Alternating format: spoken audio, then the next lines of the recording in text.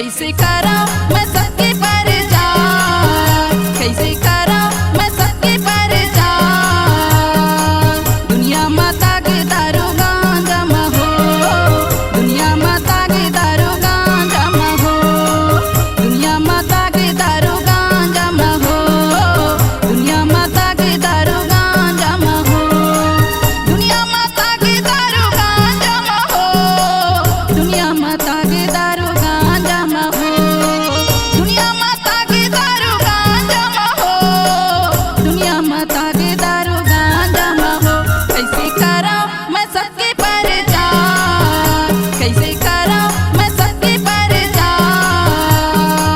दुनिया माता के दारू गांजा महो, दुनिया माता के दारू गांजा महो, दुनिया माता के दारू गांजा महो, दुनिया माता के दारू गांजा महो।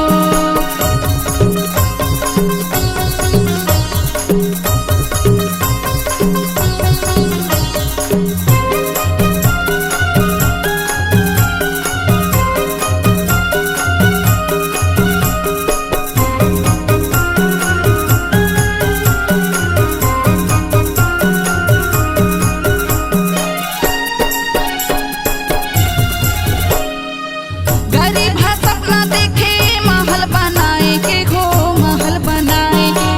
अमीर है पैसा फूके भट्ठी में जाई के हो, भट्ठी में जाई के।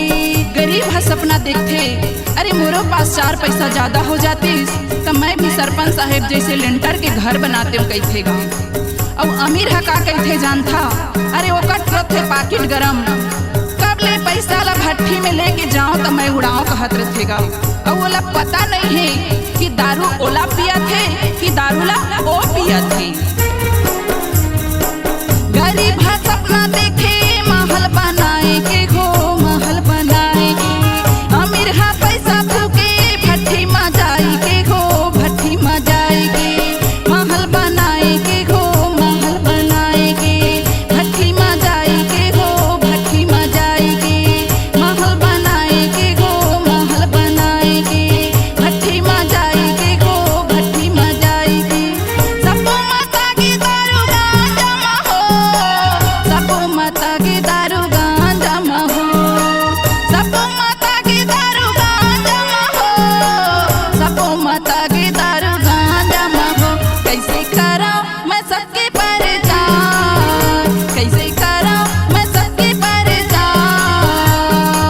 दुनिया माता के दारू गांजा महो, दुनिया माता के दारू गांजा महो, दुनिया माता के दारू गांजा महो, दुनिया माता के दारू गांजा महो।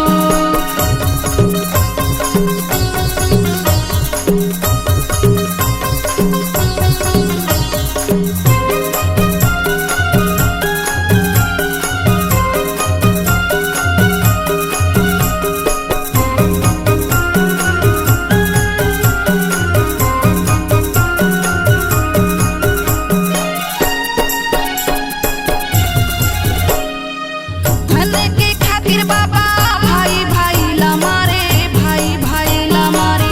जुआ के लोभी गुरु पाए धने ला हारे, पाए धने ला हारे। और छोटे भाई के पास ज्यादा धन होते ना तो बड़े भाई हर छोटे भाई ला जलन में मारे पर कूदा थे, झगड़ा करे पर कूदा थे।